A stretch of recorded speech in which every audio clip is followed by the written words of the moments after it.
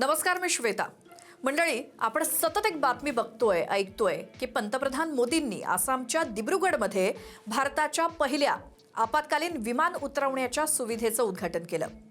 मोरन बायपासवरील महामार्गावरती बांधलेल्या हवाई पट्टीवरती मोदी स्वतः C-130 या विमानातनं उतरले. या कार्यक्रमामध्ये सगळ्यात अगोदर एक राफेल आणि एक सुखोई 30 धावपट्टीवरती उतरवण्यात आलं. त्यानंतर वायुदलानं डॉर्नियर विमानानं या धावपट्टीवरनं उड्डाण केलं. मग C-130J ची लँडिंग करण्यात आली. मग त्यानंतर सुखोई आणि राफेल यांनी एकामागोमाग एक अशी उड्डाणं केली. 3 सुखोई लढाऊ विमानं मग झेपावली. त्यांनी टच अँड गो ड्रिल करून दाखवलं.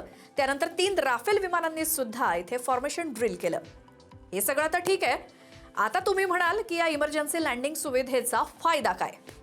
तर ही सुविधा लष्करासाठी आणि नागरिकांसाठी अगदी महत्त्वाची ठरणार आहे.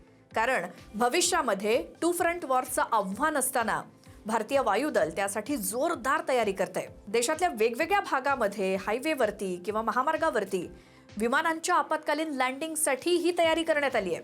त्यामुळे लढाऊ आणि वाहतूक विमानांना इथे उतरता येणार आहे, इमर्जन्सी सुद्धा, आणि हा रनवे त्यांच्यासाठी फायद्याचा ठरणार आहे.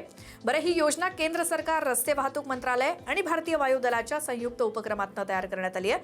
आणि या नवीन दमदार पावलामुळे भारताच्या पूर्वोत्तर राज्यांशी संपर्क वाढणार आहे. आणि महत्त्वाचं म्हणजे चीन आणि बांगलादेशला हा मोठा शह मानला जातोय.